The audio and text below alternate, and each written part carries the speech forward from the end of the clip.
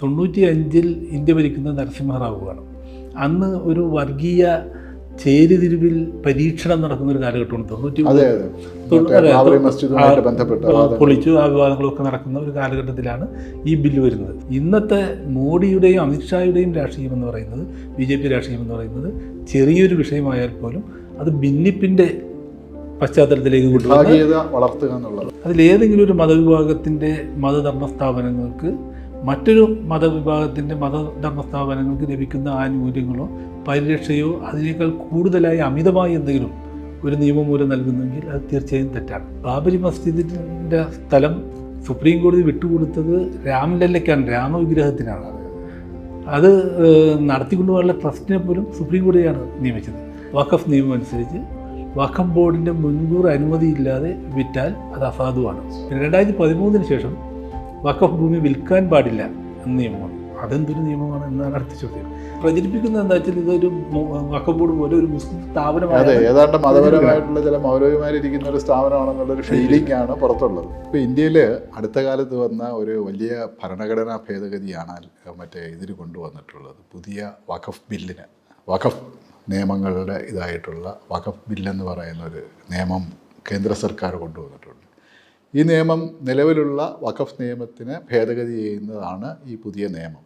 ഈ ഭേദഗതിയെ കുറിച്ചിട്ടുള്ള വലിയ വിവാദങ്ങൾ ഇന്ത്യയിൽ ഇപ്പോൾ നടക്കുന്നുണ്ട്. കാരണം ഇത് വളരെ രാഷ്ട്രീയ പ്രേരിതമാണെന്നും വളരെ വിവേചനപരമാണെന്നും എല്ലാമാണ് ഈ നിയമ ഭേദഗതിയെ വിമർശിക്കുന്നവർ പറയുന്നത്. ഈ വിഷയത്തെക്കുറിച്ചിട്ട് ഇന്ന് നമ്മളോട് സംസാരിക്കാനായിട്ട് നമ്മുടെ ഇവിടെ എത്തിയിട്ടുള്ളത് PK ജലീൽ എന്ന വ്യക്തിയാണ്. PK ജലീൽ കേരള സ്റ്റേറ്റ് വഖഫ് ബോർഡിൻ്റെ ഡിവിഷണൽ ഓഫീസറായിട്ട് റിട്ടയർ ചെയ്ത ആളാണ്. അദ്ദേഹം ഈ വിഷയത്തിൽ അവഗാഹമുള്ള ഒരു വ്യക്തിയാണ്. അദ്ദേഹത്തെ സ്വാഗതം ചെയ്യുന്നു. നമസ്കാരം. അപ്പോൾ നമ്മുടെ ഈ പറഞ്ഞതുപോലെ തന്നെ ഈ പുതിയ വഖഫ് ബില്ലുണ്ടല്ലോ, കേന്ദ്ര സർക്കാർ ഇപ്പോൾ കൊണ്ടുവന്ന വഖഫ് ബില്ല്, അതിനെക്കുറിച്ചിട്ട് വളരെയധികം സംശയങ്ങളുണ്ട്. ആ നിയമത്തിൻ്റെ ഉദ്ദേശശുദ്ധിയെക്കുറിച്ചിട്ടും എല്ലാം തന്നെ ഉണ്ട്. കഴിഞ്ഞ ദിവസം തന്നെ കോൺഗ്രസിൻ്റെ സ്പോക്സ്മാനും ഇതായിട്ടുള്ള ജയറാം രമേശ് ആ നിയമം വളരെ വിവേചനപരമാണെന്നും ഇന്ത്യയുടെ സോഷ്യൽ ഫാബ്രിക്കിനെ തന്നെ അപകടത്തിലാക്കുന്ന ഒന്നാണെന്നും എല്ലാം തന്നെ പറയുകയുണ്ടായി. അതേസമയം സർക്കാരിൻ്റെ ഭാഗത്താണെന്നിൽ പറയുന്നത് വളരെ ഹിസ്റ്റോറിക്കലായിട്ടുള്ള ചില അപ്പീസ്മെൻ്റ് അല്ലെങ്കിൽ ന്യൂനപക്ഷങ്ങളെ പ്രീണിപ്പിക്കുക അല്ലെങ്കിൽ അങ്ങനെയുള്ള നിരവധി പ്രശ്നങ്ങൾ പരിഹരിക്കുന്നതിന് വേണ്ടിയിട്ടാണ് ഈ പുതിയ നിയമനിർമ്മാണം ഉണ്ടാക്കിയിട്ടുള്ളത് എന്നുള്ളതാണ് അവർ പറയുന്നത്. എന്താണ് ഇതിൻ്റെ ഒരു സ്ഥിതി? ഒന്ന്, ഇത് നിലവിലുള്ള വഖഫ് നിയമം അത് ന്യൂനപക്ഷങ്ങളെ പ്രീണിപ്പിക്കാൻ വേണ്ടി കോൺഗ്രസ് ഗവൺമെൻറ്റുകൾ നൽകിയതാണെന്ന രാഷ്ട്രീയ ആരോപണം അത് തികച്ചും തെറ്റാണ്. കാരണം നമ്മുടെ നാട്ടിൽ ഈ നിയമം എല്ലാ മതവിഭാഗങ്ങൾക്കും അവരുടെ മതധർമ്മ സ്ഥാപനങ്ങൾ നിയന്ത്രിക്കുന്നതിനും നടത്തിക്കൊണ്ടു പോകുന്നതിനും നിയമങ്ങൾ നിലവിലുണ്ട്. ഹിന്ദു കമ്മ്യൂണിറ്റിക്കുണ്ട്, സിഖ് കമ്മ്യൂണിറ്റിക്കുണ്ട്, മുസ്ലിങ്ങൾക്കുണ്ട്. ഇവർക്കൊക്കെ ബോർഡുകളുണ്ട്. വഖഫ് ബോർഡ്, ദേവസ്വം ബോർഡ്, ഇതെല്ലാം ഗുരുദ്വാര പ്രബന്ധക കമ്മിറ്റി, ഇതെല്ലാം ഉണ്ട്. ക്രൈസ്തവ സമുദായം മാത്രം അത്തരം ഗവൺമെൻറ് നിയന്ത്രണങ്ങൾക്ക് വിധേയമായ ഒരു സംവിധാനത്തോട് അവർക്ക് താല്പര്യമില്ലാത്തതുകൊണ്ട് എന്തോ അങ്ങനെ ഒരു നിയമം ഉണ്ടായിട്ടില്ല. ഇത് ബ്രിട്ടീഷ് ഗവൺമെൻറ്റിൻ്റെ കാലത്ത് അന്ന് മുതലുള്ളതാണ്. വഖഫിനെ സംബന്ധിച്ചിടത്തോളം ഈ മതം തുടങ്ങുന്ന കാലം മുതൽ, അറേബ്യയിൽ മുഹമ്മദ് നബി ജനിച്ച് മതം പ്രചരണം തുടങ്ങുന്ന കാലം മുതൽ തന്നെ ആ കാലഘട്ടത്തിൽ തന്നെ ഇന്ത്യയിലേക്ക് മതം കടന്നു വന്നു എന്നാണ് കണക്കാക്കപ്പെടുന്നത്. അപ്പോൾ അന്ന് വന്ന ആളുകൾ ഇവിടെ പള്ളി സ്ഥാപിച്ചിട്ടുണ്ട്, വഖഫ് ഉണ്ട്, പള്ളിയുണ്ട്. 1000-ലേറെ വർഷം പഴക്കമുള്ള വഖഫ് സ്ഥാപനങ്ങൾ, പള്ളിയും മറ്റ് സ്ഥാപനങ്ങളും കേരളത്തിൽ പോലും ഉണ്ട്. അപ്പോൾ ഇത് അതിനുശേഷം മുഗളന്മാരടക്കമുള്ള മുസ്ലിം രാജാക്കന്മാർ ഉണ്ടായി. അവർ നേരിട്ട് നിയന്ത്രിക്കുന്ന ഘട്ടങ്ങളായിരുന്നു. അതിനുശേഷം ബ്രിട്ടീഷുകാർ വന്ന 1913 മുസൽമാൻ നിയമവും പിന്നീട് അത് പരിഷ്കരിക്കപ്പെട്ട് നടന്നു പോകുന്നു. ഇത് പിന്നീട് 1954 ഇന്ത്യയിൽ ആദ്യമായി വഖഫ് നിയമം എന്ന പേരിൽ ക്രോഡീകരണം എന്നേ ഉള്ളൂ, പുതിയ ഒന്നല്ല. ഇത് തന്നെയാണ് ഹിന്ദു എൻഡോമെൻ്റ് ആക്റ്റും അതുപോലെ സിഖ് നിയമവും ഗുരുദ്വാര ആക്റ്റും ഒക്കെ ബ്രിട്ടീഷുകാരുടെ കാലത്തുള്ളതാണ്. അതെല്ലാം പരിഷ്കരിച്ച് കൊണ്ടുവന്നതാണ് ഇതെല്ലാം. അങ്ങനെ 54 ഈ നിയമം കൊണ്ടുവന്നു. പക്ഷേ അതിന് വേണ്ടത്ര ശക്തിയോ ബലമോ ഇല്ലാത്തൊരു നിയമമായിരുന്നു. അതിന് സമഗ്രമായൊരു മാറ്റമെന്ന് പറയുന്നത് 1995 റീപ്ലേസ് ചെയ്യുകയാണ് ചെയ്തത് വേറൊരു വഖഫ് നിയമം. അതിലൂടെ വഖഫ് ബോർഡുകളെ ശക്തിപ്പെടുത്തുകയും വഖഫ് ട്രൈബ്യൂണലിന് രൂപം കൊടുക്കുകയും ഒക്കെ ചെയ്യുന്നു. പിന്നീട് 2013 ആണ് സമഗ്രമായൊരു ഭേദഗതി ഉണ്ടാകുന്നത്. അതും 2008 റഹ്മാൻ ഖാൻ്റെ നേതൃത്വത്തിലൊരു JPC കമ്മിറ്റി ഇന്ത്യ മുഴുവൻ സഞ്ചരിച്ച് തെളിവെടുപ്പുകൾ നടത്തി സമർപ്പിച്ച റിപ്പോർട്ടിൻ്റെ അടിസ്ഥാനത്തിലാണ്. അവിടെ വഖഫുകൾ അന്യാധീനപ്പെടുന്നത് തുടരുന്നത് കൊണ്ട് അത് തിരിച്ചു പിടിക്കാനുള്ള ശക്തമായ ഭേദഗതികളാണ് അതിൽ പ്രധാനമായും ഉണ്ടായത്. ഇതെല്ലാം ജനാധിപത്യപരമായി ഇന്ത്യയുടെ പാർലമെൻറ്റ് പാസ്സാക്കിയതാണ്. നമ്മൾ മനസ്സിലാക്കേണ്ടത് അന്ന് 95 ഇന്ത്യ ഭരിക്കുന്ന നരസിംഹറാവുവാണ്. അന്ന് ഒരു വർഗീയ ചേരിതിരിവിൽ പരീക്ഷണം നടക്കുന്ന ഒരു കാലഘട്ടമാണ്. 93 പൊളിച്ചു ആ വിവാദങ്ങളൊക്കെ നടക്കുന്ന ഒരു കാലഘട്ടത്തിലാണ് ഈ ബില്ല് വരുന്നത്. സ്വാഭാവികമായും ഭൂരിപക്ഷ സമുദായത്തെ ദ്രോഹിക്കുന്ന അല്ലെങ്കിൽ അവരെന്തെങ്കിലും പിടിച്ചെടുക്കുന്ന എന്തെങ്കിലും അടങ്ങിയ ഒരു ബില്ലായിരുന്നു എങ്കിൽ ഇന്ത്യൻ പാർലമെൻറ്റിൽ അതിൻ്റെ അലയൊലി ഉണ്ടാകുമായിരുന്നു. 95 പാർലമെൻറ്റിൽ അവിടെ നരസിംഹറാവുവിൻ്റെ കോൺഗ്രസ്സിന് സ്വന്തമായി ഭൂരിപക്ഷം പോലും ഉണ്ടായിരുന്നില്ല. 252 സീറ്റാണ് ഉണ്ടായത്. അപ്പുറത്ത് BJPക്ക് 121 സീറ്റുണ്ട്. അതും അദ്വാനിയും വാജ്പേയിയും അടക്കമുള്ള നേതാക്കൾ നയിക്കുന്ന BJP. പക്ഷേ അവരെല്ലാം സഹകരിച്ചാണ് ആ നിയമം പാസ്സായത്. പിന്നീട് ഈ പറഞ്ഞ JPC 2008 ഉണ്ടാകുമ്പോൾ അതിൽ 2 രാജ്യസഭാ അംഗങ്ങളും പ്രഹ്ലാദ് ജോഷി ഉൾപ്പെടെ 4 ലോക്സഭാ അംഗങ്ങളും, അങ്ങനെ 6 പേർ ഈ കമ്മിറ്റിയിലുണ്ട്, JPC ഉണ്ട്. അവർ ഉണ്ടാക്കിയ ഒരു റിപ്പോർട്ടാണിത്. അവർ ഇന്ത്യ മുഴുവൻ സഞ്ചരിച്ചതിന് ശേഷം തയ്യാറാക്കിയ റിപ്പോർട്ടാണ്. അവിടെ ഒന്നും ഇവരാരും വിയോജിപ്പൊന്നും ഇല്ലാതെ ഐക്യകണ്ഠേന കൊടുത്തൊരു റിപ്പോർട്ട്. അത് ഇന്ത്യൻ പാർലമെൻറ്റ് 2013 ഈ ഭേദഗതി പാസ്സാക്കുമ്പോൾ മൻമോഹൻ സിംഗ് ആണ് ഇന്ത്യ ഭരിക്കുന്നത്. മൻമോഹൻ സിംഗ് 13 ഭരിക്കുമ്പോൾ ഇവിടെ കോൺഗ്രസ്സിന് UPAക്കോ ഭൂരിപക്ഷമില്ല. 262 സീറ്റാണ് UPAക്കുള്ളത്. മൂന്നാം മുന്നണിയായി മത്സരിച്ച LDF പുറത്തു നിന്ന് പിന്താങ്ങിയാണ് ആ സർക്കാർ നിലനിൽക്കുന്നത്. ആ പാർലമെൻറ്റിലും ഈ LK അദ്വാനിയും വാജ്പേയിയും മുരളി മനോഹർ ജോഷിയും എന്തിന് അല്പം തീവ്ര സ്വഭാവമുണ്ടെന്ന് നമ്മൾ കരുതുന്ന യോഗി ആദിത്യനാഥും ഉമാഭാരതിയും അടക്കമുള്ളവർ അംഗങ്ങളായ പാർലമെൻറ്റാണ് ഈ നിയമം പാസ്സാക്കുന്നത്. ഈ 2013 എന്ന് പറഞ്ഞാൽ ഏതാണ്ട് എത്ര വർഷം, ഈ 10 വർഷത്തിനപ്പുറം, അതായത് ഒരു 20-25 വയസ്സുള്ളവർക്ക് നന്നായി ഓർക്കാൻ കഴിയുന്ന കാലഘട്ടം നമ്മളുടെ ഓർമ്മയിൽ ഇന്ന് നടക്കുന്ന പോലെ വിവാദങ്ങളോ ചർച്ചകളോ ഉണ്ടായിട്ടില്ല. എന്ന് പറഞ്ഞാൽ ഇത്തരമൊരു സമീപനമല്ല ഉണ്ടായത്. ഇത് മറ്റു മതങ്ങൾക്ക് അവരുടെ മതസ്ഥാപനങ്ങൾ നടത്താനുള്ള നിയമങ്ങൾ പോലെ മുസ്ലിങ്ങളുടെ സ്ഥാപനങ്ങൾ നടത്താനുള്ള നിയമം എന്ന നിലയിൽ വാജ്പേയിക്കും അദ്വാനിക്കും ഇത് കാണാൻ കഴിഞ്ഞു. പക്ഷേ ഇന്നത്തെ മോഡിയുടെയും അമിത്ഷായുടെയും രാഷ്ട്രീയം എന്ന് പറയുന്നത്, BJP രാഷ്ട്രീയം എന്ന് പറയുന്നത് ചെറിയൊരു വിഷയമായാൽ പോലും അത് ഭിന്നിപ്പിൻ്റെ പശ്ചാത്തലത്തിലേക്ക് വളർത്തിക്കൊണ്ടുവന്ന് ഒരു സമുദായത്തെ പ്രതിക്കൂട്ടിൽ നിർത്തി ചർച്ച ചെയ്ത് ഭൂരിപക്ഷ സമുദായത്തിൻ്റെ വോട്ടുകൾ നേടിയെടുക്കുന്ന ഒരു രാഷ്ട്രീയം, അതാണ് ഈ ബില്ലിന് പിന്നിലുള്ളത് എന്നാണ് ഇതിൻ്റെ പിന്നിലുള്ള രാഷ്ട്രീയം ഞാൻ മനസ്സിലാക്കുന്നത്. അപ്പോൾ ഈ ബില്ലിൽ ഏറ്റവും വിവാദപരമായിട്ടുള്ള ചില നിർദ്ദേശങ്ങളുണ്ട് ആ ബില്ലുമായിട്ട് ബന്ധപ്പെട്ട്. അതാണ് പ്രത്യേകിച്ചിട്ട് ഈ ബില്ലിനെ കുറിച്ചിട്ട് ഇപ്പോൾ പറയുന്നത്. ഇപ്പോൾ ഇത് സബ്ജക്ട് കമ്മിറ്റിയുടെ മുന്നിലാണ്, ബില്ല് പാസ്സാക്കിയിട്ടില്ല. പക്ഷേ ഈ പാർലമെന്റിൽ അവതരിപ്പിക്കാൻ ഈ ബില്ല് ഈ വിവാദപരമായ വകുപ്പുകൾ ഏതെല്ലാം അല്ല, അത് ഒന്ന് നമ്മളിത് പരിശോധിക്കേണ്ടത് ഒരു തമ്മിൽ താരതമ്യം ചെയ്താണല്ലോ. ഇതൊരു മതേതര രാജ്യം, ബഹുസ്വര സമൂഹം, എല്ലാവരും ജീവിക്കുന്നു. അതിലേതെങ്കിലും ഒരു മതവിഭാഗത്തിൻ്റെ മതധർമ്മ സ്ഥാപനങ്ങൾക്ക് മറ്റൊരു മതവിഭാഗത്തിൻ്റെ മതധർമ്മ സ്ഥാപനങ്ങൾക്ക് ലഭിക്കുന്ന ആനുകൂല്യങ്ങളോ പരിരക്ഷയോ അതിനേക്കാൾ കൂടുതലായി അമിതമായി എന്തെങ്കിലും ഒരു നിയമമൂലം നൽകുന്നെങ്കിൽ അത് തീർച്ചയായും തെറ്റാണ്. നമ്മൾ അത്തരത്തിലൊരു വിലയിരുത്തലിലൂടെയാണ് എന്തെങ്കിലും അമിതമായി വഖഫ് നിയമത്തിലൂടെ, വഖഫ് ബോർഡിൻ്റെ പ്രവർത്തനങ്ങളിലൂടെ വഖഫ് ഭൂമികൾക്ക് അമിതമായ സംരക്ഷണം ലഭിക്കുന്നുണ്ടോ എന്നതാണ് ശരിക്കും പരിശോധിക്കപ്പെടേണ്ടത്. ഒന്ന്, ഇതിൻ്റെ അകത്ത് പറയുന്നത്, വഖഫ് നിയമത്തിൽ പറയുന്നത് ഈ വഖഫ് സ്വത്തിൻ്റെ ഉടമ ദൈവമാണ്, അള്ളാഹു ആണ്. അത് നടത്തിക്കൊണ്ട് പോകുന്ന മാനേജർമാർ അല്ലെങ്കിൽ മുത്തവല്ലി എന്ന അറബിക് ടേം, അത് മാത്രമാണ് ഈ പള്ളി കമ്മിറ്റികളും മറ്റും ഉള്ളത്. ഇത് അങ്ങനെ ഒരു സംഭവമോ എന്നതാണൊരു ചോദ്യം. ദൈവം, നമ്മുടെ ദേവസ്വം നിയമത്തിൽ പറയുന്നത് ഇതിൻ്റെ ഉടമ, ദേവസ്വം സ്വത്തുക്കളുടെ ഉടമ ഡയറ്റിയാണ്, പ്രതിഷ്ഠയാണ്. അത് നടത്തിക്കൊണ്ടുപോകുന്ന ട്രസ്റ്റികൾ മാത്രമാണ് ദേവസ്വം ബോർഡും ദേവസ്വം കമ്മിറ്റികളും.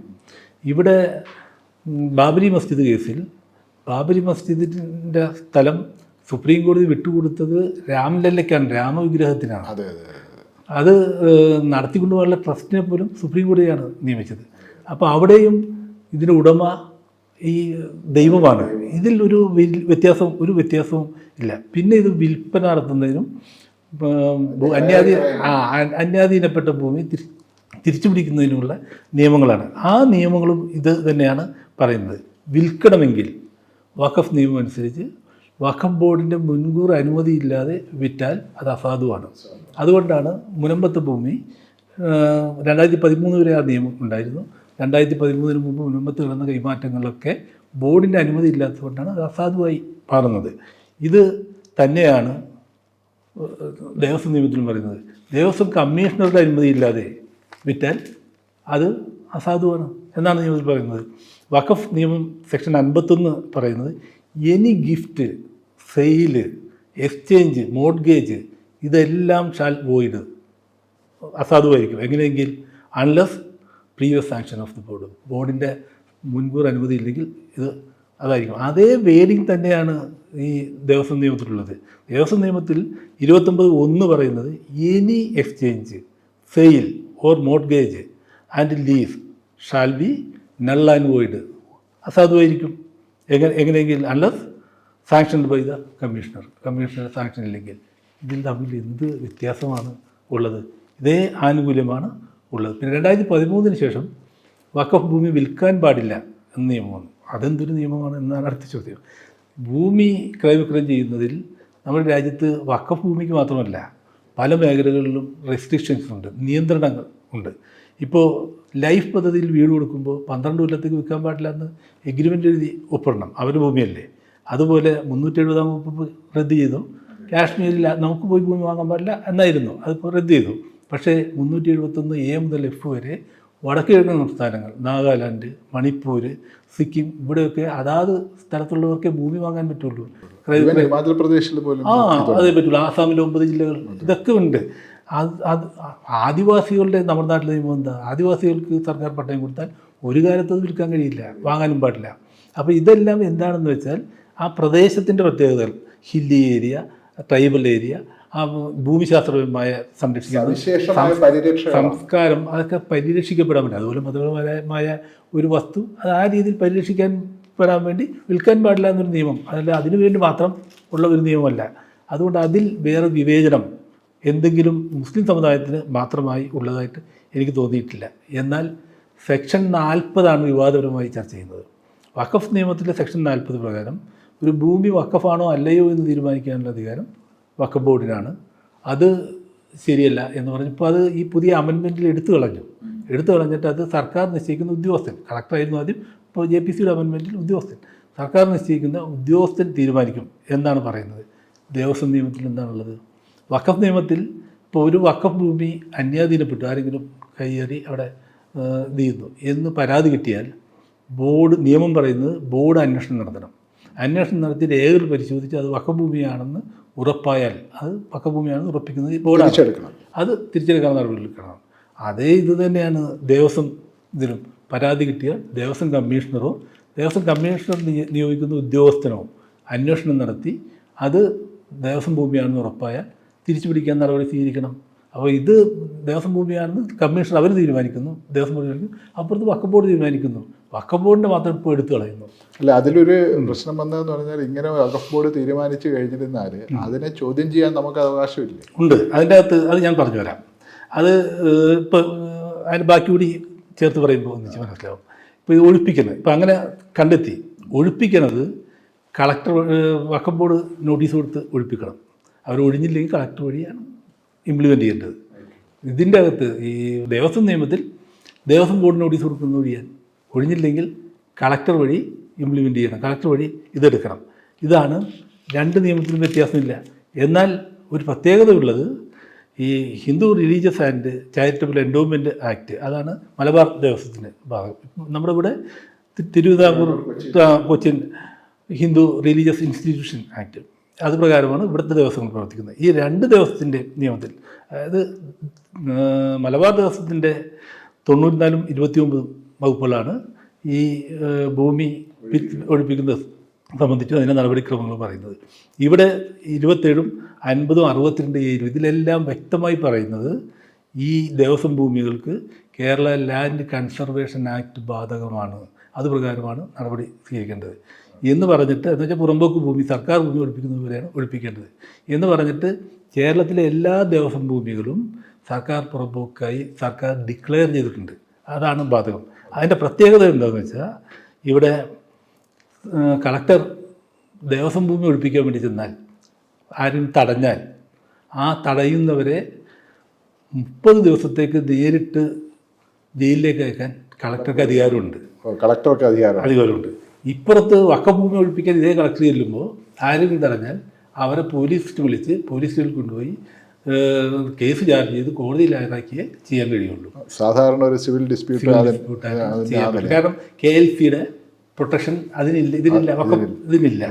പിന്നെ അതോടൊപ്പം തന്നെ രസം എന്താണെന്ന് വെച്ചാൽ ഇതിപ്പോൾ ഈ അനുമതിയോടെ വിൽക്കാം എന്നാണല്ലോ. അനുമതി ഇല്ലാതെ റവന്യൂ ഉദ്യോഗസ്ഥർ കൂട്ടി നിന്ന് വിൽക്കും. അങ്ങനെയാണല്ലോ ഇപ്പോൾ മുൻപത്തൊക്കെ പ്രശ്നങ്ങൾ. അപ്പോൾ അതിന് ആധാരം ഉണ്ടാവും, കരമടക്കുന്നുണ്ടാവും. അതല്ലെങ്കിൽ സ്വാധീനം ചെലുത്തി വളഞ്ഞു വെച്ചതിന് ആധാരം ഉണ്ടാക്കിയതുണ്ടാവും. ഇത്തരം ആധാരങ്ങൾ ഉള്ളത് അനധികൃത ആധാരങ്ങൾ, നിയമവിരുദ്ധ ആധാരങ്ങൾ. ഇത് റദ്ദ് ചെയ്യാൻ 1908 രജിസ്ട്രേഷൻ ആക്ട് 83A(2) വകുപ്പ് പ്രകാരം രജിസ്ട്രേഷൻ IGയോട് നിർദ്ദേശം കൊടുക്കാൻ കളക്ടർക്ക് സവിശേഷ അധികാരമുണ്ട്. ഏത്? KLCയിൽ. ഓക്കെ. അതായത് ദേവസ്വം ഭൂമി. അതേസമയം വഖഫ് ബോർഡിന് അങ്ങനെ ഒരു ആനുകൂല്യമില്ല. അപ്പം ഞാൻ പറഞ്ഞു വന്ന് ഒഴിപ്പിക്കാനുള്ള ആ ഇതിൽ കൂടുതൽ കർക്കശമായ അധികാരങ്ങൾ ദേവസ്വം ഇതിലുണ്ടെന്ന്. നല്ല കാര്യം. വഖഫ് ബോർഡിന് അത്ര പോലുമില്ല. ഉള്ള അധികാരം ഈ 40 ഇപ്പോൾ എടുത്തു കളയാൻ പോവുകയാണ്. ആ 40 എടുത്തു കളയാൻ വേണ്ടി എടുത്തു കളഞ്ഞിട്ട് ഉദ്യോഗസ്ഥനെ ഏൽപ്പിക്കുന്നു. അതിലൊരു ബുദ്ധിമുട്ടുള്ളത്, തർക്കം സർക്കാർ ഭൂമിയാണോ അതോ സർക്കാരുമായി തർക്കമുണ്ടായാൽ, ഇത് വഖഫ് ഭൂമിയാണോ എന്നൊരു തർക്കമുണ്ടായാൽ അതും ഈ ഉദ്യോഗസ്ഥനാണ് ആണോ അല്ലെന്ന് തീരുമാനിക്കാൻ പോകുന്നത്.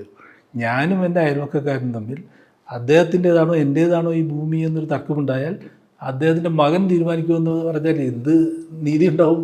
അതുപോലെ ഇത് സർക്കാരിൻ്റേതാണോ, ഒരു പാർട്ടി കേസിലുള്ള ഒരു പാർട്ടി തന്നെയാണ് ജഡ്ജിയായി മാറുന്നു. അതാണ് ഒരു പ്രധാനപ്പെട്ട അനോമലി ഉള്ളത്. പിന്നെ ആകെയുള്ള ഈ ഒരു ആനുകൂല്യം, തീരുമാനിക്കാനുള്ള ആനുകൂല്യം നഷ്ടപ്പെടുന്നു. ഇതിലെ അപ്പീൽ നിങ്ങൾ ചോദിച്ച ചോദ്യം, ഈ കളക്ടർ ഒഴിപ്പിക്കാൻ വന്നു. വഖഫ് ഭൂമിയാണെങ്കിൽ ഒഴിപ്പിക്കാൻ വന്നാൽ അതിനെതിരെ വഖഫ് ട്രൈബ്യൂണലിൽ അപ്പീൽ കൊടുക്കാം. വഖഫ് ട്രൈബ്യൂണൽ തെറ്റിദ്ധരിപ്പിക്കപ്പെടുന്ന ഒട്ടേറെ കാര്യങ്ങളുണ്ട്. അതെ, വഖഫ് ട്രൈബ്യൂണലിൽ അപ്പീലില്ല എന്ന് വരെയുള്ള വാദങ്ങളാണ് പ്രത്യേകിച്ച് മുനമ്പം വിഷയവുമായി വന്നിട്ട് വളരെ വ്യാപകമായി ചർച്ച ചെയ്യപ്പെട്ടതാണ്. അത് ശരിയല്ല. ഒന്നെന്താ വെച്ചിട്ടുണ്ടെങ്കിൽ വഖഫ് ട്രൈബ്യൂണൽ ജില്ലാ സിവിൽ കോടതിയുടെ സ്റ്റാറ്റസ് ഉള്ള ഒന്നാണ്. നമ്മുടെ ഇവിടെ പല കാര്യങ്ങൾക്കും ഹൈദ ട്രൈബ്യൂണൽ, ഇൻഡസ്ട്രിയൽ ട്രൈബ്യൂണൽ, ഇങ്ങനെ കുറേ ട്രൈബ്യൂണലുണ്ട്. അതുപോലൊരു ട്രൈബ്യൂണലാണ്, ഇതൊരു കോടതിയാണ്. ഇതിലെ മെമ്പേഴ്സും ഇതിന്റെ അധ്യക്ഷനും മുസ്ലിം സമുദായക്കാരാവണമെന്ന് നിർബന്ധമില്ല. ഇല്ല. അതേസമയം അത് പ്രചരിപ്പിക്കുന്നത് എന്താ വെച്ചാൽ ഇതൊരു വഖഫ് ബോർഡ് പോലെ ഒരു മുസ്ലിം സ്ഥാപനമാണ്. അതെ, ഏതാണ്ട് മതപരമായിട്ടുള്ള ചില മൗലവിമാരിരിക്കുന്ന ഒരു സ്ഥാപനമാണെന്നുള്ളൊരു ഫീലിംഗ് ആണ് പുറത്തുള്ളത്. ഇതിൽ 3 അംഗങ്ങളാണ്.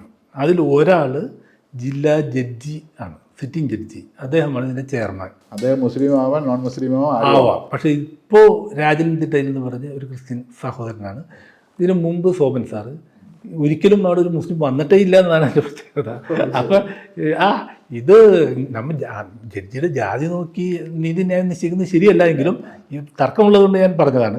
പിന്നെ രണ്ടാമത്തെ ആൾ, അതായത് പോപ്പുലർ പെർസെപ്ഷന് നേരെ വിരുദ്ധമായിട്ടുള്ളൊരു സാധനമാണ് ഇവിടെ സംഭവിക്കുന്നത്. പിന്നെ രണ്ടാമത്തെ ആൾ ഒരു മുസ്ലിം നിയമം അറിയാവുന്ന ആളെന്നാണ് പറയുന്നത്. അതും മുസ്ലിം ആകണമെന്ന് പറഞ്ഞിട്ടില്ല. അതിനെ പറയുന്നത് മുസ്ലിം മത പുരോഹിതന്മാർ എന്നാണ് ഇവർ പറയുന്നത്. അങ്ങനെയല്ല. ഇപ്പോഴുള്ള ഈ ട്രിബ്യൂണലിലും ഇതിന് മുമ്പുള്ള ട്രിബ്യൂണലിലും ഈ കാറ്റഗറിയിൽ വന്നത് ഒരു വക്കീലന്മാരാണ്, അല്ല പുരോഹിതരല്ല. പിന്നെ മൂന്നാമത്തെ ആൾ RDO റാങ്കിൽ കുറയാത്ത. ഇപ്പോൾ അത് ഭേദഗതിയിൽ ജോയിൻറ്റ് സെക്രട്ടറി എന്നാക്കിയിട്ടുണ്ട്. അതുപോലെ മുസ്ലിം നിയമം അറിയാവുന്ന ആളെ എടുത്തു കളഞ്ഞെങ്കിലും ഇപ്പോൾ ജോയിൻറ്റ് JPCയുടെ അമെൻമെൻറ്റിൽ വീണ്ടും തിരിച്ചു വന്നിട്ടുണ്ട്. അപ്പോൾ ഇതിൽ RDO റാങ്കിലുള്ള അല്ലെങ്കിൽ ജോയിൻറ്റ് സെക്രട്ടറി റാങ്കിലുള്ള റിട്ടയർ ചെയ്ത ആളെയാക്കാം ഒരു ഉദ്യോഗസ്ഥൻ. അത് മുസ്ലിം എന്ന് പറഞ്ഞിട്ടില്ല. പക്ഷേ ചെയ്യുമ്പോൾ ഈ പറഞ്ഞ ആദ്യത്തെ ജഡ്ജി അങ്ങനെ വരുന്നു. ബാക്കി 2 പേരെയും ഇതുവരെ മുസ്ലിങ്ങളാണ് വരാറ് പൊതുവെ. അതെന്താണെന്ന് വെച്ചാൽ ഇതൊരു മുസ്ലിം മത സ്ഥാപനങ്ങളും അവരുടെ ആരാധനാലയവുമായി ബന്ധപ്പെട്ട വിഷയങ്ങൾ കൈകാര്യം ചെയ്യുന്ന ഒരു ബോഡി, അവർക്കൊരു വിശ്വാസ്യത കൂടിയുള്ള ഒരു സംവിധാനം ഉണ്ടാക്കുന്നത് നല്ലതല്ലേ ഒരു മതേതര രാജ്യത്ത്? മറിച്ച് മറ്റൊന്ന് നോക്കിയേ, ഹൈക്കോടതിയിൽ ദേവസ്വം ബെഞ്ചുണ്ട്. ഹിന്ദു ജഡ്ജിമാരെയാണ് വയ്ക്കുന്നത്. നല്ലതാണ്. കാരണം ദേവസ്വം കേസുകൾ എന്ന് പറഞ്ഞാൽ വിശ്വാസപരമായ കാര്യങ്ങളുമായി ബന്ധപ്പെട്ട കേസുകൾ ആ സമൂഹത്തിന് കൂടി വിശ്വസ്തതയുള്ള രീതിയിൽ കൈകാര്യം ചെയ്യപ്പെടുന്ന നാട്ടിൽ നല്ലതല്ലേ? അതിനേക്കാൾ രസകരമായ മറ്റൊരു വസ്തുത, ഈ ദേവസ്വം നിയമത്തിലെ 34A പ്രകാരം ദേവസ്വങ്ങളിൽ എന്തെങ്കിലും അഴിമതിയോ കെടുകാര്യസ്ഥിതിയോ സാമ്പത്തിക തിരിമറിയോ നടന്നാൽ അന്വേഷിക്കാൻ സർക്കാരിന് ജുഡീഷ്യൽ കമ്മീഷൻ വെക്കണം. അത് ഈ നിയമത്തിൽ പറയുന്നത് സർക്കാർ ഹൈക്കോടതി ചീഫ് ജസ്റ്റിസുമായി ആലോചിച്ച് സിറ്റിംഗ് അതല്ലെങ്കിൽ റിട്ടയർ ചെയ്ത ഹിന്ദു ജഡ്ജിയെ വെക്കണം എന്നാണ് നിയമത്തിൽ പറയുന്നത്. അതൊരു അഴിമതി അന്വേഷിക്കണമെങ്കിലും വ്യക്തമായി ഹിന്ദു അത് നല്ലതാണ്. കാരണം ഒരു വിശ്വാസപരമായ കാര്യം അന്വേഷിക്കുന്ന അല്ലെങ്കിൽ ഒരു സ്ഥാപനത്തെക്കുറിച്ച് അഴിമതിയെക്കുറിച്ചാണെങ്കിലും അന്വേഷിക്കുമ്പോൾ ആ സമൂഹത്തിൻ്റെ വേദന ഉണ്ടാക്കുന്ന രീതിയിലായി പോകാതിരിക്കാൻ കുറേ കൂടി സൂക്ഷ്മത അല്ലെങ്കിൽ കരുതൽ സർക്കാർ നടത്തുന്നതെന്നാണ്. ഇത് അതില്ല, പക്ഷേ യാദൃച്ഛികമായി വന്നുവിടുന്നുണ്ട് എന്ന് മാത്രമേ ഉള്ളൂ. എന്നിട്ട് അതിനെയും വിമർശന വിധേയമാക്കുകയാണ്. പിന്നെ നിങ്ങൾ പറഞ്ഞ അപ്പീലില്ല എന്നത്, വഖഫ് ട്രൈബ്യൂണലിൻ്റെ വിധിക്കെതിരെ അപ്പീലില്ല എന്ന് പറയുന്നു. അത് വഖഫ് ട്രൈബ്യൂണലിൻ്റെ സെക്ഷൻ, ഈ വഖഫ് ആക്റ്റിലെ സെക്ഷൻ 83(9) വളരെ കൃത്യമായി പറയുന്നുണ്ട് ഇതിൽ അപ്പീലില്ല. പക്ഷേ അതിൻ്റെ പ്രൊവൈസോ കൂടി വായിക്കണം. അത് നിയമമാണ്. പ്രൊവൈസിൽ പറയുന്നത് ഇതിനെതിരെയുള്ള പരാതിയിൽ ഹൈക്കോടതിക്ക് തിരുത്തുവാനോ റദ്ദ് ചെയ്യാനോ അല്ലെങ്കിൽ ശരിവെക്കാനോ ഉള്ള അധികാരമുണ്ട്. എന്നുവെച്ചാൽ അവിടെ പരാതി കൊടുക്കാം, ഹൈക്കോടതിയെ സമീപിക്കാം എന്നാണ്. ഇനി ഇതിൻ്റെ അപ്പുറത്ത് വശം എന്താ? ദേവസ്വം നിയമത്തിൽ കളക്ടർ ഒപ്പിക്കാൻ പോയി, ഇപ്പുറത്താണെങ്കിൽ വഖഫ് ട്രിബ്യൂണലിൽ പരാതി കൊടുക്കാം. പക്ഷേ ദേവസ്വം നിയമം KLC ബാധകമാണ്. KLCയുടെ സെക്ഷൻ 20 വ്യക്തമായി പറയുന്നു യാതൊരു വ്യവഹാരങ്ങളും യാതൊരു സിവിൽ കോടതിയിലും നിൽക്കില്ല. ഇതിനെതിരെ ഒരു സിവിൽ കോടതിയും സമീപിക്കാൻ പറ്റില്ല. ഹൈക്കോടതിയിലും അപ്പീലല്ല, റിട്ട് കൊടുക്കാം. അതാണ് നിയമം. 20A അതിനേക്കാൾ വ്യക്തമായി പറയുന്നുണ്ട് ഇവർക്ക് സിവിൽ കോടതിക്ക് ജൂറിസ്ഡിക്ഷൻ, അതായത് അധികാരപരിധി ഇല്ല ഇക്കാര്യത്തിൽ എന്ന് പറയുന്നത്. മറ്റിടത്ത് സിവിൽ കോടതിയുടെ അധികാരമുള്ള ഒരു സംവിധാനത്തെ സമീപിക്കാൻ അവസരമുണ്ട് എന്നതാണ് സത്യം. എന്നിട്ടും തെറ്റിദ്ധരിപ്പിക്കപ്പെടുന്ന നിലയിലാണ് ഇത് പ്രചരിപ്പിക്കപ്പെടുന്നത്. പിന്നെ പ്രധാനമായും ഉള്ള ഈ അമെൻമെൻറ്റ് നമ്മൾ എതിർക്കുന്നത് സെൻട്രൽ വഖഫ് കൗൺസിലിലും വഖഫ് ബോർഡിലും അംഗങ്ങളെ നിശ്ചയിക്കുമ്പോൾ മുസ്ലിം അല്ലാത്ത 2 പേരെങ്കിലും മിനിമം ഉണ്ടാകണം എന്നാണ് ഭേദഗതിയിൽ പറയുന്നത്. പുതിയ ഭേദഗതിയിൽ ചീഫ് എക്സിക്യൂട്ടീവ് ഓഫീസർ മുസ്ലിം ആകണമെന്നില്ല, അപ്പോൾ അല്ലാത്തവർക്കും ആകാം. ഇത് എക്സിക്യൂട്ടീവ് എന്നാണ്. ഇത് സത്യത്തിൽ ഈ വഖഫ് ബോർഡ് അല്ലെങ്കിൽ വഖഫ് ട്രൈബ്യൂണൽ കൈകാര്യം ചെയ്യുന്ന കേസുകൾ ഒരു 5% കേസുകൾ മാത്രമേ വസ്തു സംബന്ധിച്ചുള്ളൂ. ബാക്കി 95% പള്ളിയിലെ കമ്മിറ്റി തിരഞ്ഞെടുപ്പ് ശരിയല്ല, അവിടെ സെക്രട്ടറി അഴിമതി നടത്തി, കണക്ക് ശരിയല്ല, ഈ ആരാധന ഇതുവരെ നടന്നു വന്നിരുന്ന ക്രമത്തിൽ നിന്നും മാറി പുതിയതുണ്ടാക്കുന്നു. ഇത്തരം പരാതികളാണ്.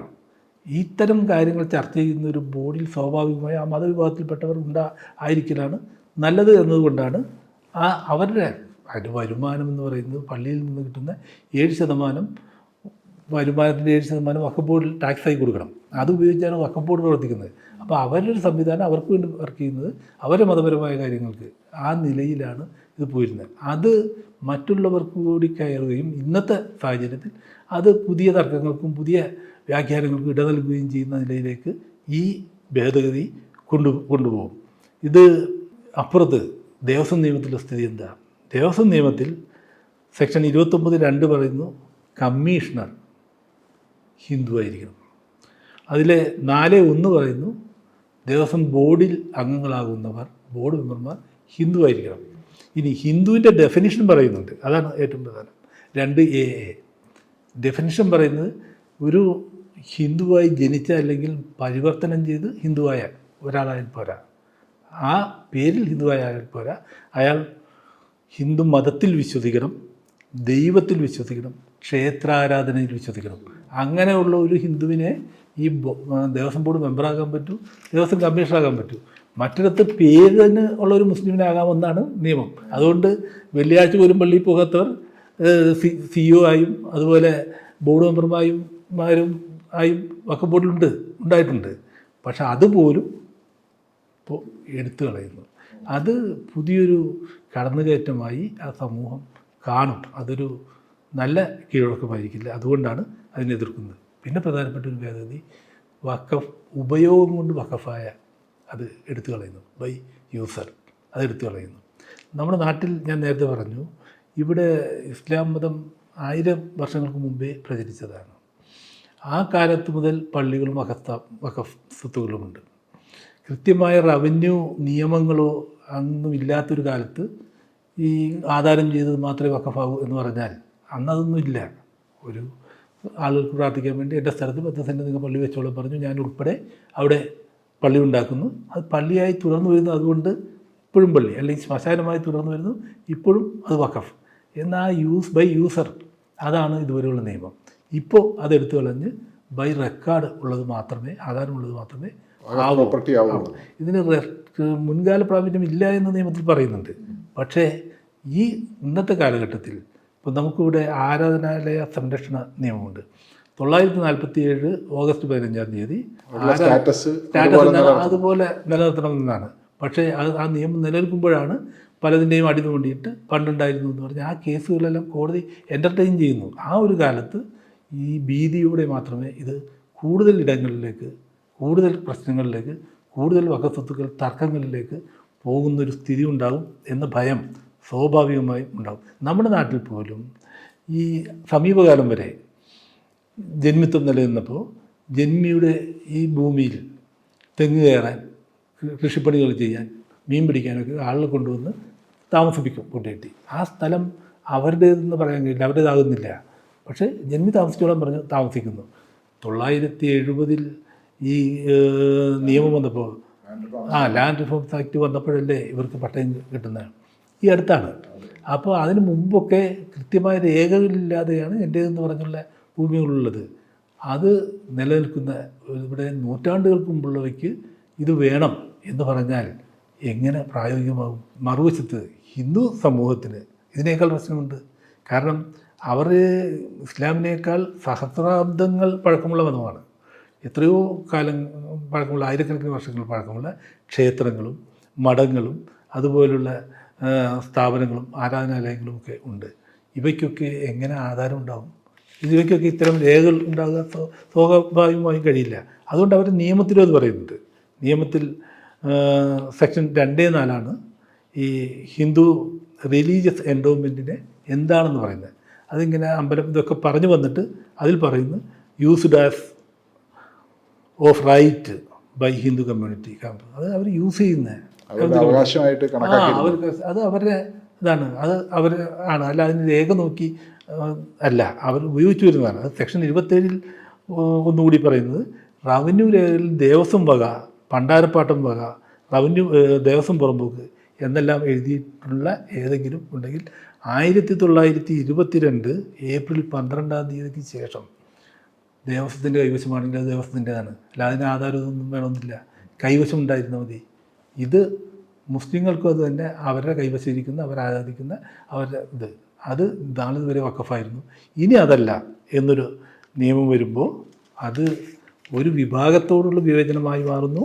അതോടൊപ്പം തന്നെ പക്ഷേ അതിന് മുൻകാല പ്രാബല്യം ഇല്ലാന്ന് പറയുന്നുണ്ട്. ഇല്ല എന്ന് പറയുമ്പോഴും ഒരു ഭീതി ഇനി ഉണ്ടായില്ലെങ്കിൽ ആർക്കെങ്കിലും കുത്തിപ്പൊക്കാനുള്ള സാധ്യതകൾ തുറക്കുകയാണ് ഒരു ഭീതി. മറ്റൊന്ന്, ഇപ്പോഴും ഇത് എൻ്റെ കാരണവർ മരിക്കാൻ നേരത്ത് പറയുന്നത്, നിങ്ങളിത് വീതിക്കുമ്പോൾ നിങ്ങൾ എല്ലാവരും എടുക്കുക, അതിൽ ഇത്ര 5 സെൻറ്റ് പള്ളിക്ക് കൊടുത്തേക്കണം എന്ന് പറഞ്ഞിട്ടുണ്ടെങ്കിൽ ഞാനത് 10 കൊല്ലം കഴിഞ്ഞായിരിക്കും വീതിക്കുന്നത്. അപ്പോൾ 5 സെൻറ്റ് കൊടുക്കുന്നു, വാക്കാൽ പറഞ്ഞതാണ്. ഇനി അത്തരം വാക്കാൽ പറഞ്ഞതൊന്നും വഖഫാവില്ല എന്ന് വരെയാണ്. അതൊക്കെ പിന്നെ ഉള്ള പ്രശ്നം, ആധാരമില്ലാത്തതിൻ്റെ പ്രശ്നം.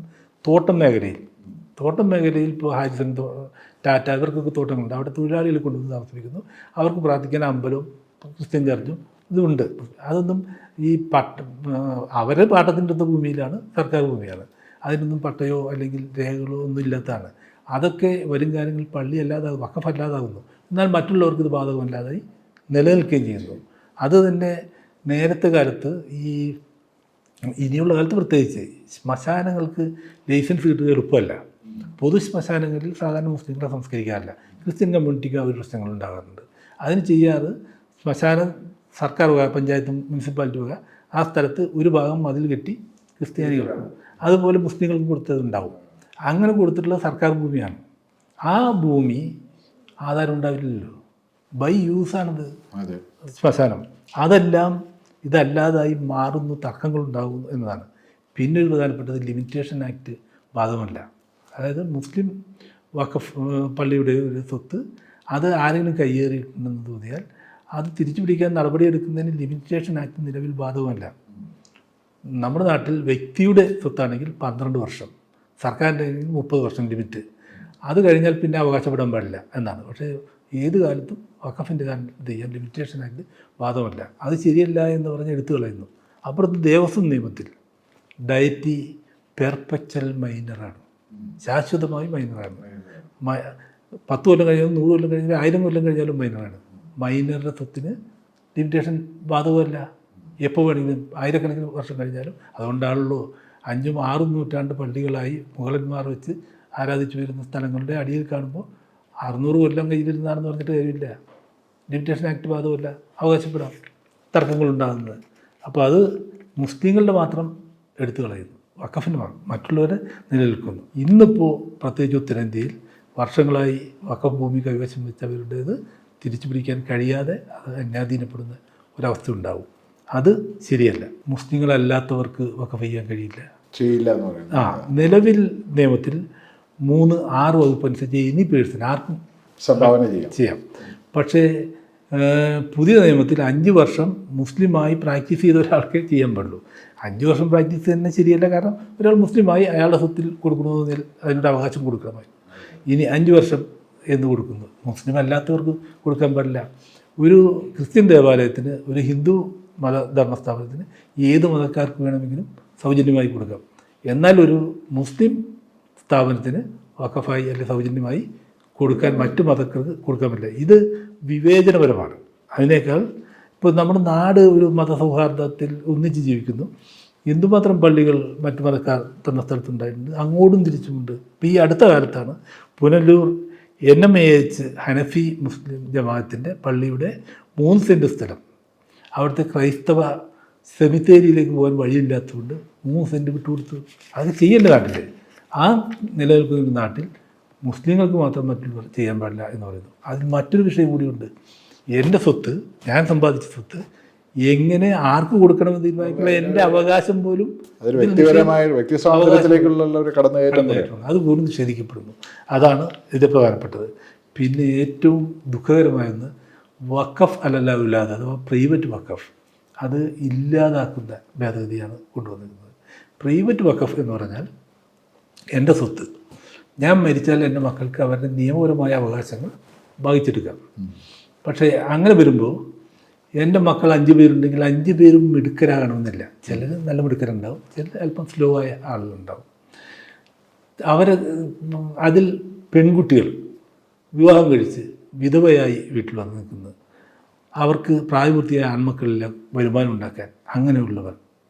പിന്നെ ഇന്നിപ്പോൾ വലിയൊരു പ്രശ്നം പൊതുവേ കാണുന്നത് ബുദ്ധിപരമായി പിന്നോക്കം നിൽക്കുന്ന അല്ലെങ്കിൽ ബുദ്ധിമാന്ദ്യമുള്ള കുട്ടികൾ.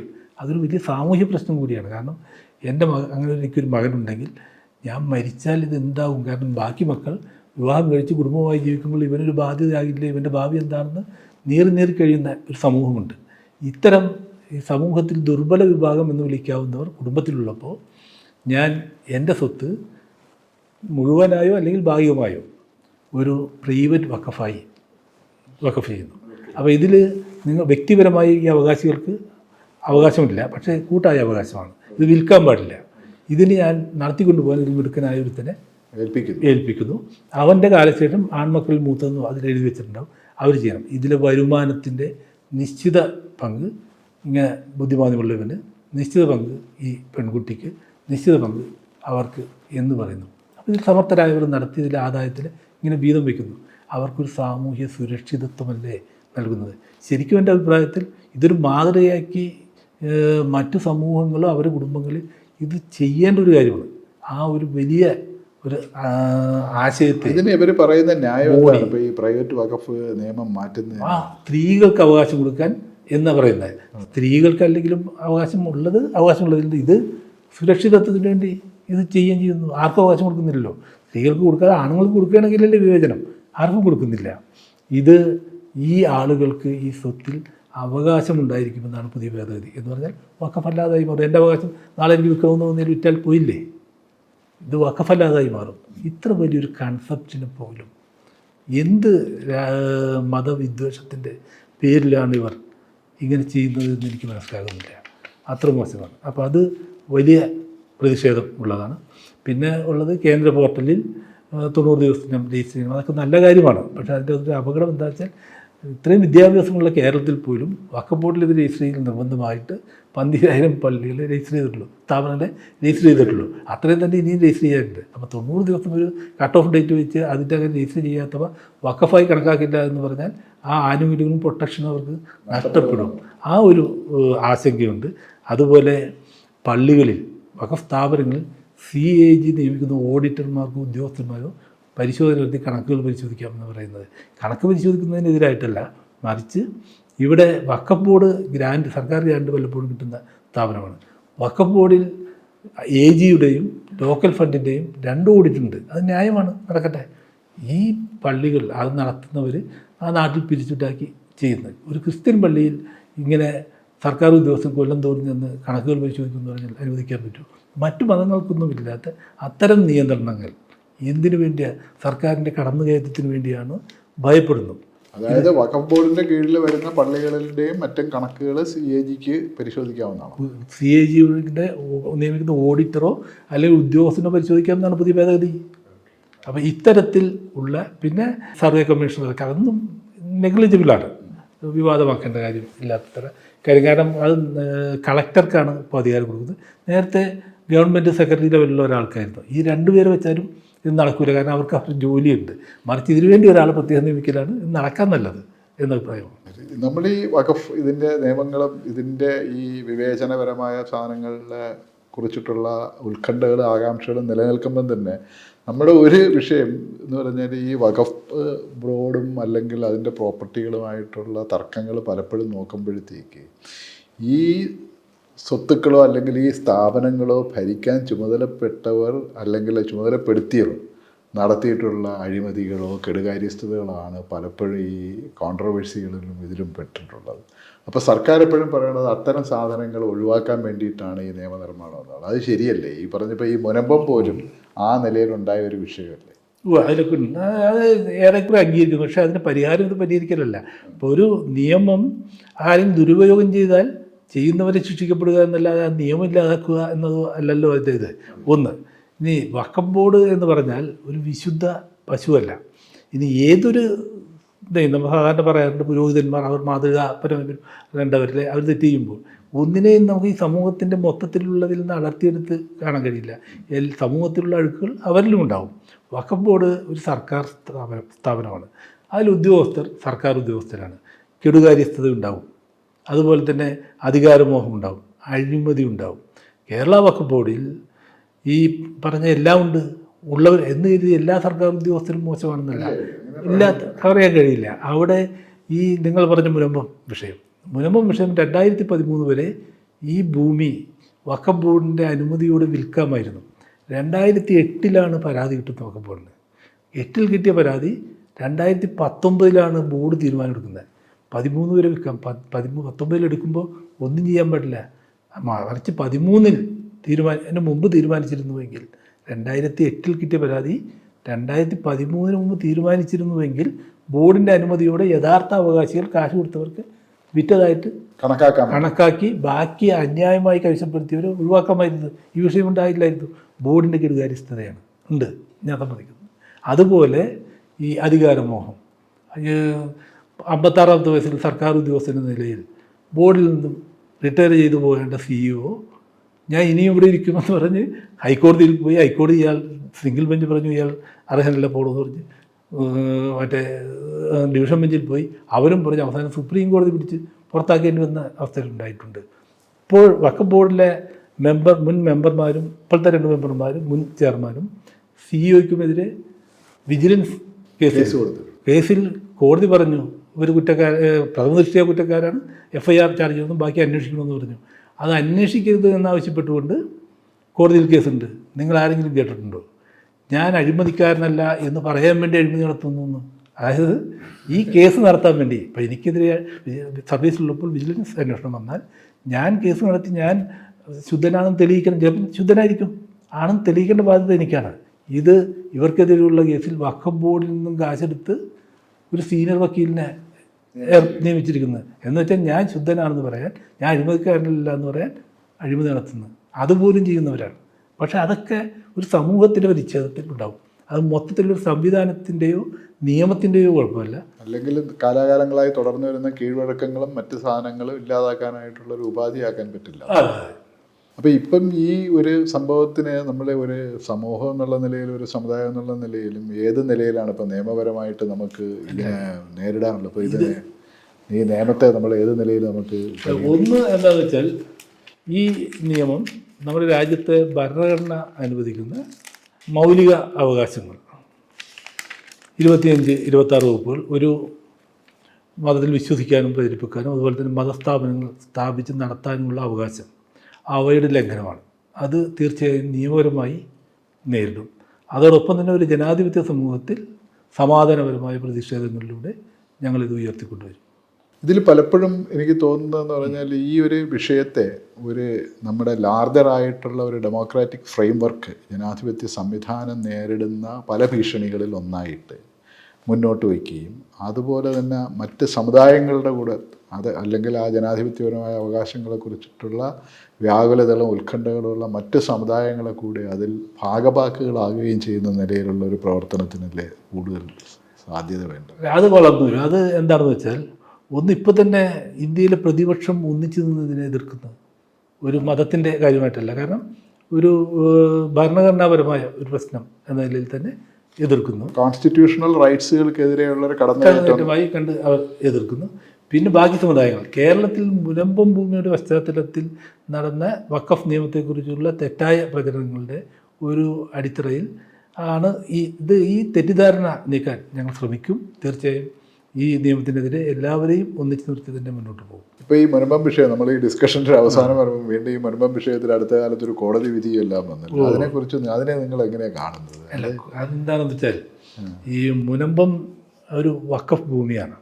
ഒരു ഭക്തനായ ഒരാൾ അയാൾക്ക് തീറ് ലഭിച്ച അയാൾ കാശ് കൊടുത്ത് വാങ്ങിയ ഭൂമി ദൈവത്തിൻ്റെ മാർഗത്തിൽ സമർപ്പിക്കാൻ വേണ്ടി കൊടുത്തു. അത് കോളേജിന് ഫറൂഖ് കോളേജിന് വിദ്യാഭ്യാസ ആവശ്യത്തിന് വേണ്ടി കൊടുത്തു. അതിനകത്ത് ഇപ്പോൾ വാദിക്കുന്നവർക്കും ഫറൂഖ് കോളേജ് അടക്കമുള്ളവർക്കും അവിടെ താമസക്കാർക്കും അറിയാതെ അവർ പറയുന്നതും ഇത് വഖഫ് ഭൂമിയാണെന്ന് സമ്മതിക്കുകയാണ്. കാരണം എന്താ വെച്ചാൽ അവർ പറയുന്നത് ഇത് അവിടെ താമസിക്കുന്നവരുടെ അവകാശങ്ങൾ എങ്ങനെയെങ്കിലും രക്ഷിക്കുന്നത് അല്ല എന്ന് പറഞ്ഞാലാണ് കഴിയുന്നതുകൊണ്ട് പറയുന്നവരാണ് എന്നാണ് ഞാൻ മനസ്സിലാക്കുന്നത്. അല്ലാതെ കാരണം ഈ ആധാരത്തിൽ ദൈവത്തിൻ്റെ നാമം പരമകാരുണ്യകനായ അള്ളാഹുവിൻ്റെ നാമത്തിൽ എന്ന് തുടങ്ങുന്നത് അതൊരു മുസ്ലിം സ്വഭാവമുള്ളൊരു ആധാരം. അതിനകത്ത് ഇന്നവർക്ക് കൊടുക്കുന്ന വഖഫ് ആധാരം എന്ന് കൃത്യമായി എഴുതി പല സ്ഥലത്തും വഖഫ് എന്ന് പറയുന്നു. പിന്നെ ഇതല്ല എന്ന് പറയുന്നവർ അതിന് ചൂണ്ടിക്കാട്ടുന്നത് ഇതിൽ കണ്ടീഷൻ ഉണ്ട് എന്നാണ്. അതെ, തിരിച്ചു കൊടുക്കാൻ തിരിച്ച് ഇദ്ദേഹത്തിലേക്ക് വരും. പിന്നെ ക്രയവിക്രയാധികാരം കൊടുത്തിരിക്കുന്നു. ഒന്ന് തിരിച്ചു വരുമെന്ന് പറഞ്ഞിരിക്കുന്നത് ഫറൂഖ് കോളേജ് ഇല്ലാതായാൽ ഇത് തിരിച്ചു വരും. ഞാൻ നേരത്തെ പറഞ്ഞു വഖഫ് എന്ന് പറഞ്ഞാൽ അത് ദൈവത്തിനാണ്, അതാണ് ഓണർഷിപ്പ്. ടൈറ്റിൽ ഡീഡ് ദൈവം. അത് നടത്തിക്കൊണ്ടു പോകുന്നതാണ് ഫറൂഖ് കോളേജ്. ഫറൂഖ് കോളേജിൻ്റെ അവകാശം തിരിച്ചു വരുമെന്ന് പറഞ്ഞാൽ അത് നടത്തിക്കൊണ്ടു പോകാനുള്ള അവകാശം തിരിച്ചു വരുമെന്നാണ് അതിനർത്ഥം. അങ്ങനെ എഴുതാനുള്ള കാരണം 1954 ഇവിടെ വഖഫ് നിയമം ഉണ്ടാകുന്നതും 56 തിരുവിതാംകൂർ വഖഫ് ബോർഡ് ഉണ്ടാകുന്നതും പിന്നീട് 60 കേരള വഖഫ് ബോർഡ് ഉണ്ടാകുന്നു. അപ്പോൾ ഇതൊന്നും ഇല്ലാതിരുന്ന 50 ഈ ആധാരം എഴുതുന്നത്.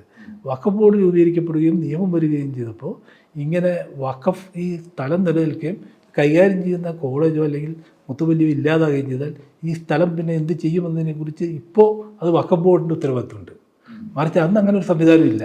അപ്പോൾ അന്ന് എഴുതുമ്പോൾ സ്വാഭാവികമായും ഇത് ഇല്ലാതായാൽ എന്നിലേക്ക് വരുന്നത് ഈ മുത്തവല്ലിഷിപ്പാണ്, അഥവാ മാനേജർഷിപ്പാണ്, അല്ല ഓണർഷിപ്പല്ല. അതുകൊണ്ട് അതിനെതിരല്ല. പിന്നെ മറ്റൊന്ന് ക്രയവിക്രയാധികാരം. 2013 വരെ ഞാൻ നേരത്തെ പറഞ്ഞു വഖഫ് ബോർഡിൻ്റെ അനുമതിയോടെ വിൽക്കാമായിരുന്നു. പിന്നെ അപ്പം വിൽക്കാമെന്ന് എഴുതിയാൽ 2013 ശേഷമാണ് എഴുതുമ്പോഴല്ലേ പ്രശ്നമുള്ളൂ. അതുവരെ വഖഫ് നിയമത്തിനനുസൃതമാണ് വിൽക്കാം. ഇനി നമ്മുടെ നാട്ടിലെ ഈ ട്രാൻസ്ഫർ ഓഫ് പ്രോപ്പർട്ടീസ് ആക്ട് പ്രകാരമാണ് ഇതൊക്കെ ചെയ്യുന്നത്. അതുപ്രകാരം ഇത് വിരുദ്ധമായ ആണെന്ന് വെച്ചോ, നിയമത്തിന് വിരുദ്ധമായൊരു വ്യവസ്ഥയാണെന്ന് വെച്ചോ, ട്രാൻസ്ഫർ ഓഫ് പ്രോപ്പർട്ടീസ് ആക്ടിലെ സെക്ഷൻ 10 പറയുന്നത് എന്താ, ഈ ഒരു വസ്തു വിൽക്കുമ്പോൾ തീറാധാരം, അതിൻ്റെ തന്നെ ഉദാഹരണമായിട്ട് പറയുന്നുണ്ട്. വിൽക്കുമ്പോൾ ഞാൻ നിങ്ങൾക്ക് തീറ് തരുമ്പോൾ ഞാൻ അതിൽ എഴുതുന്നത് ഇത് നിങ്ങൾ വിൽക്കുമ്പോൾ എനിക്ക് തന്നെ തരണം, അല്ലെങ്കിൽ എന്നോട് ചോദിച്ചിട്ട് വിൽക്കാൻ എന്ന് എഴുതിയാൽ ആക്ട് പറയുന്നത് ആ ആധാരം നിലനിൽക്കും. കാരണം ഞാൻ കാശ് വാങ്ങി നിങ്ങൾക്ക് തന്നാണ്. പക്ഷേ ഈ നിയമവിരുദ്ധമായി നിബന്ധന നിലനിൽക്കില്ല. അപ്പോൾ മറ്റത് ഇനി അങ്ങനെ ഒരു തർക്കമാണെങ്കിൽ നിബന്ധനയെ പോകും, ആധാരം പോകില്ല. പിന്നെ മറ്റൊന്ന്, ഇത് വഖഫ് ആധാരമല്ല, വേറെ എന്തെങ്കിലും ഒരു ആധാരം അവൻ്റെ. ഇവർ പറയുന്നത് ഗിഫ്റ്റ് ഡീഡാണെന്നാണ്. ഗിഫ്റ്റ് ഡീഡ് ദാനാധാരം. ദാനാധാരത്തിൽ ക്രയോക്രയം ചെയ്യാമെന്ന് എഴുതിയാൽ ദാനാധാരം നിൽക്കില്ല. ഒരാധാരത്തിലും അത് ചെയ്യാൻ പാടില്ലല്ലോ. ക്രയവിക്രയം അല്ല, തിരിച്ചു വരുന്നത്, ക്രയവിക്രയം അല്ല, തിരിച്ചു വരും എന്ന് ഇതിനെനിക്ക് അവകാശമുണ്ടെന്ന് എഴുതിയല്ല ആധാരം നിൽക്കില്ല, അത് ദാനാധാരമാകില്ല. പിന്നെ മറ്റൊന്ന്, എല്ലാ ആധാരത്തിലും ഈ ട്രാൻസ്ഫർ ഓഫ് പ്രോപ്പർട്ടീസ് ആക്ട് പറയുന്നത് ഒരു കൺസിഡറേഷൻ ഉണ്ടാകണം, എന്നാലാണ് നിയമപരമായി നിൽക്കും. ഇപ്പോൾ നമ്മൾ തീരാധാരം തരുമ്പോൾ ഞാൻ നിങ്ങൾക്ക് തരുന്നത് നിങ്ങൾ ഇന്ന് പൈസയ്ക്ക് പകരമായാണ്, ആ പൈസയാണ് കൺസിഡറേഷൻ. ഭാഗാധാരം ചെയ്യുമ്പോൾ ബന്ധത്തിന് പകരമാണ്, ഭാര്യയ്ക്ക് പുറത്ത്. അതുപോലെ ഈ ദാനാധാരം ചെയ്യുമ്പോൾ ഗിഫ്റ്റ് ഡീലിൽ കൺസിഡറേഷൻ എന്ന് പറയുന്നത് ലവ് ആൻഡ് അഫെക്ഷൻ, സ്നേഹവാത്സല്യങ്ങൾക്ക് പകരമായി. അത് എസെൻഷ്യലാണ്, എഴുതണം എന്നുണ്ട്. ഇതിൻ്റെ അകത്ത് അങ്ങനെ എഴുതിയിട്ടില്ല. പകരം എൻ്റെ പരലോക മോക്ഷത്തിന് വേണ്ടി എന്നാണ് എഴുതിയിരിക്കുന്നത്. അതെങ്ങനെ ഗിഫ്റ്റ് ഡീഡാവും? അപ്പോൾ ഇതൊക്കെ കൊണ്ട് അത് ഇതാണ്. പക്ഷേ ഈ പാവങ്ങളെ കൂടെ കൂടുന്നവരെല്ലാവരും ഇതല്ല എന്ന് പറഞ്ഞാലേ കിട്ടൂ എന്നതുകൊണ്ട് അതിൽ നിർത്തി ചർച്ച ചെയ്യുന്നതുകൊണ്ടുള്ള അപകടമാണ്. മറിച്ച് ഇതാണ്, പക്ഷേ എന്നാലും അവിടെ വഞ്ചിക്കപ്പെട്ടവരും അവിടെ നിരപരാധികളും കുടുങ്ങിപ്പോയിട്ടുണ്ട്. അവരെ പറ്റിച്ചത് ഫറൂഖ് കോളേജാണല്ലോ. ഞങ്ങൾക്ക് വിൽക്കാൻ അധികാരമില്ലാത്ത ഭൂമി അവർ വിറ്റു. അവരെ റിസ്ക് ആൻഡ് കോസ്റ്റിലാണ് ഇത് ചെയ്യേണ്ടത്. അത് എങ്ങനെയായാലും അവരെ പുനരധിവസിപ്പിക്കണം, അവരുടെ അവകാശങ്ങൾ സംരക്ഷിക്കപ്പെടണം, അതിനൊരു സംശയമില്ല. അപ്പോൾ ഈ കേസിൻ്റെ ഇതിനകത്ത് ഇപ്പോൾ ഈ കമ്മീഷൻ ഇനിയിപ്പോൾ അത് എന്തായിരിക്കും അതിൻ്റെ ഒരു സ്ഥിതി? കമ്മീഷന് നേരത്തെ ഒരു നിസാർ കമ്മീഷൻ വന്നു. സർക്കാർ ഈ നമ്മുടെ രാജ്യത്ത് നിലവിലുള്ള നിയമം അനുസരിച്ചല്ലേ മുന്നോട്ട് പോകാൻ പറ്റും. വഖഫ് ബോർഡ് ഇത് വഖഫ് ഭൂമിയാണെന്ന് തീരുമാനിച്ചു. ഇതിനെതിരെ അപ്പീൽ കൊടുക്കാവുന്നത് ഇനി തീരുമാനിക്കുന്നത് വഖഫ് ട്രൈബ്യൂണലിനാണ്. അത് കഴിഞ്ഞാൽ ഹൈക്കോടതി, സുപ്രീം കോടതി, അങ്ങനെയല്ലേ പോകാൻ കഴിയൂ. മറിച്ച് ഒരു ഗവൺമെൻറ് കമ്മീഷൻ വന്നിട്ട് ഇതാണോ അല്ലെന്ന് പറയാൻ നിയമപരമായി കഴിയില്ല. അതാണ് കോടതി പറഞ്ഞത്. അപ്പോൾ ശരിക്കും പറയുകയാണെന്നുണ്ടെങ്കിൽ ആ നിയമം ആദ്യം മുതലേ തന്നെ ഈ നിയമനം ഒരു തെറ്റായിരുന്നു. പക്ഷെ അതിന് സർക്കാർ എടുത്ത നിലപാട് ഞങ്ങൾ വഖഫാണോ അല്ലേ എന്ന് നോക്കാൻ പറഞ്ഞിട്ടില്ല, അവിടുത്തെ ആളുകളുടെ അവസ്ഥ പറഞ്ഞു. അതിന് കോടതി പറഞ്ഞത് ഇദ്ദേഹം പറയേണ്ടി വരുമല്ലോ, അത് വഖഫായതുകൊണ്ട് ഇങ്ങനെ പുനരുദ്ധരിപ്പിക്കാം, അല്ലെങ്കിൽ ഇങ്ങനെ. അപ്പോൾ രണ്ടിലൊന്ന് പരാമർശിക്കുന്നത് പോലും ട്രൈബ്യൂണലിലുള്ള കേസിന് ബാധിക്കും. അതുകൊണ്ട് അത് ശരിയായ കീഴ്വഴക്കം. അപ്പോൾ ഇനിയിപ്പം ട്രൈബ്യൂണലിലെ കേസിൻ്റെ ഇതനുസരിച്ച് അവരാണ് വിധി പറയാനുള്ളത്. അത് കഴിഞ്ഞാൽ അഗ്രീവ് പാർട്ടിക്ക് മുകളിൽ വരെ പോകാം. പക്ഷേ ഇതിൻ്റെ അകത്ത് ഒരു ഒത്തുതീർപ്പ് എന്ന് പറയുന്നത് ഞാനും നിങ്ങളും തമ്മിലുള്ളൊരു തർക്കത്തിൽ മൂന്നാമതൊരു കക്ഷിക്ക് ഇതില്ല, എൻട്രി ഇല്ല. നമ്മൾ തമ്മിൽ പറഞ്ഞു തീർന്നു, കേസ് പിൻവലിച്ച് പ്രശ്നം തീർന്നു. ഇതല്ല, ഇത് ബെനഫിഷ്യറി. അത് ഹിന്ദു മതത്തിലായാലും മുസ്ലിം മതത്തിലായാലും ഒക്കെ ബെനഫിഷ്യറി എന്ന് പറയുന്നത് അവർക്ക് റൈറ്റ് ഉണ്ട്. അപ്പോൾ ഇത് തന്നെ ഇവിടെ തന്നെ ഇപ്പോൾ കമ്മീഷൻ പാടില്ല എന്ന് പറഞ്ഞ് കേസിന് പോയതും ഇവരുടെ ടാക്സ് എടുക്കാൻ പാടില്ല എന്ന് പറഞ്ഞ് കേസിന് പോയതും ഇതിൽ കക്ഷികളാണെന്ന് നേരിട്ട് കക്ഷികളായ കോളേജോ അവിടെ താമസക്കാരോ സർക്കാരോ വഖഫ് ബോർഡോ അല്ല, മൂന്നാമതൊരു കക്ഷിയാണ്. അപ്പോൾ അവർക്ക് റൈറ്റ് ഉണ്ട് പോകാൻ. അങ്ങനെ ഉള്ളപ്പോൾ ഈ നാട്ടിലെ മുഴുവൻ മുസ്ലിങ്ങളുടെയും പ്രാതിനിധ്യം എനിക്കാണ്, അതുകൊണ്ട് നിങ്ങൾക്കൊന്നും ഉണ്ടാവില്ല എന്ന് ഉറപ്പ് കൊടുക്കാൻ ആർക്കിനും പറ്റുമോ? ആര് കേസിന് പോയാലും ഡെമോക്രാസിൻ്റെ വാള് പോലെ ഇവരെ മുകളിൽ തൂങ്ങിക്കിടക്കും. അപ്പോൾ നിയമപരമായ മാർഗത്തിലൂടെ പരിഹരിച്ച് അവരുടെ അവകാശം സംരക്ഷിക്കലാണ് അതിന് വഴിയുള്ളൂ. അതിന് ഇത് വഖഫായതുകൊണ്ട് ഇത് ട്രൈബ്യൂണലും ആണെന്ന് കണ്ടെത്തിയാൽ ഇത് വഖഫാണ്, ഞങ്ങൾ വിശ്വാസം അനുസരിച്ച് വഖഫാണ്. അപ്പോൾ സ്വാഭാവികമായി ഇത് കൈമാറ്റം ചെയ്യാൻ തടസ്സങ്ങളുണ്ട്. അവരെ പുനരധിവസിപ്പിക്കപ്പെടേണ്ടതുണ്ട്. അത് സർക്കാരിൻ്റെ ബാധ്യതയാണ്, സമൂഹത്തിൻ്റെ ബാധ്യതയാണ്. അതിനുള്ള വഴികൾ നിയമപരമായി തന്നെ കണ്ടെത്തി സർക്കാർ അതിന് മുന്നോട്ട് പോകണം. Thank you.